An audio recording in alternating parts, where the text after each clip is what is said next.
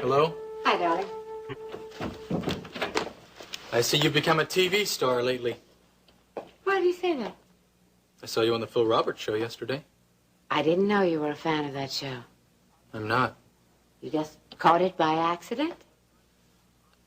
Got a lot of time sitting around this hospital room. I watch a little television. Well, I suppose you also saw your ex-wife on the show.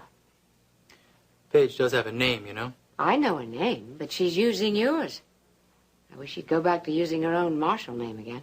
But she's still legally Paige Carrington. I just saw her in the reception area. Did you say hello? You know I didn't. She was in to see you, wasn't she? Yeah? What did she want this time? Nothing. I think it was a very bad idea on someone's part to let her come here. Well, I'll have to take full credit for that one.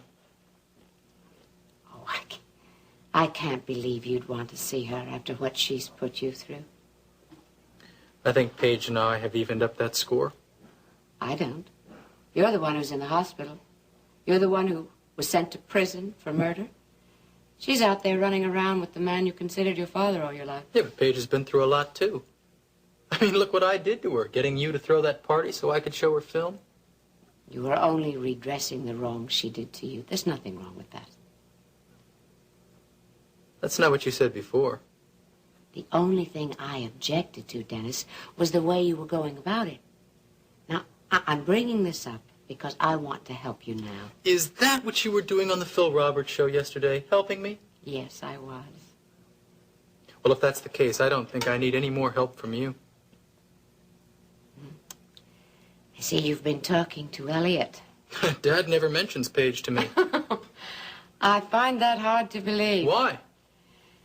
It's obvious she still has her claws in him. Every time he looks at her, his eyes glaze over. Look, I think that's enough.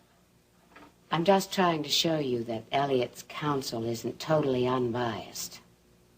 And yours is, of course. I think so. Well, I don't need you to tell me anything anymore. You see, all my life you've been telling me something, but I'm not going to let you lead it for me anymore. I'm not trying to. Of course you were. From now on, I'm going to make my own decisions, good or bad. And from now on, I'm going to make my own mistakes. You see, at least I know that if I make the mistakes, they're my own. You understand that? Yes, I do. I'm trying to put my life together right now, and you're making that very difficult. She's poisoned your mind against me, hasn't she? I'm not talking about Paige. I'm only talking about you. Because I'm not going to be able to get well as long as you keep tearing at the edges the way you've been doing. So right now, I'd appreciate it if you'd walk right out that door and leave me alone.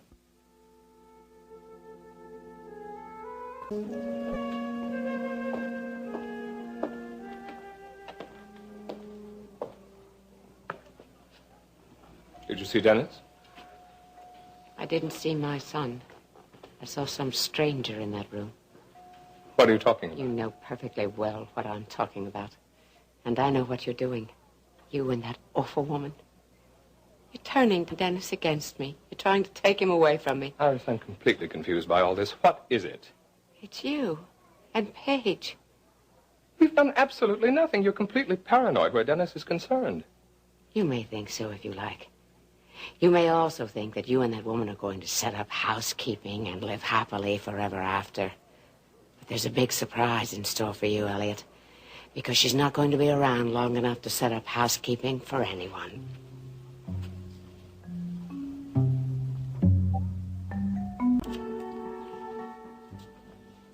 Hello, Dr. Douglas.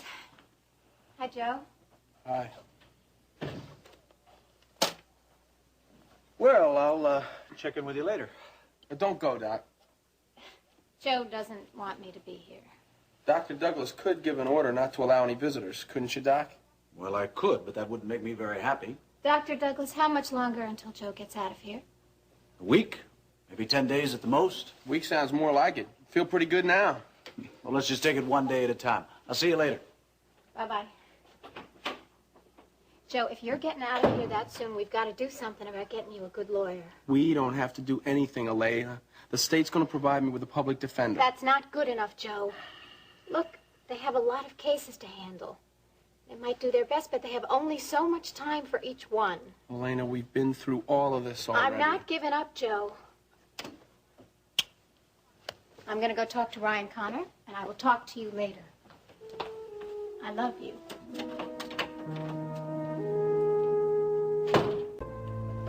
I heard about Iris's appearance on the Phil Roberts show yesterday. Whatever you do, don't mention it to my mother. She's beside herself. Oh, why? Well, because she feels that Iris tricked her into getting her on the show. If she had known that Paige was going to be on, she never would have agreed. Iris really gave Paige a hard time, didn't she? No, Phil Roberts gave her a hard time. Iris just sat there smiling sweetly. Oh, I'm sure she started the ball rolling. She did. You know, I'll bet Paige was using the money she got from selling her share of the ranch to Justin for financing that boutique. She must have, because she didn't take a dime from Dennis when she divorced him. Do you think Paige is going to have any luck with that boutique?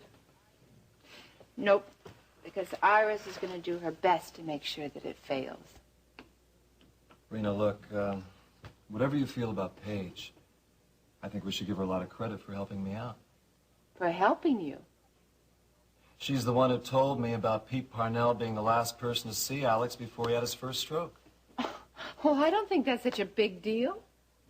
If it wasn't for Paige, we wouldn't have been able to fit together the pieces of the puzzle about the misuse of World Oil funds.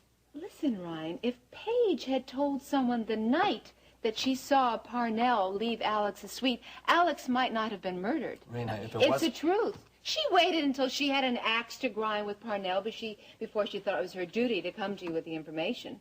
I wouldn't give her any medals for that. She was just getting back at Parnell. Reena,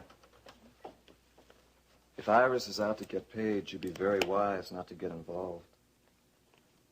Don't worry, Ryan. I'm going to be very careful with Iris after what she did to you.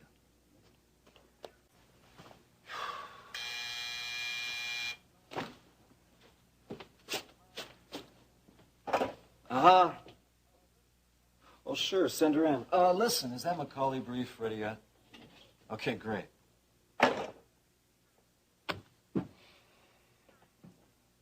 Elena. Hi.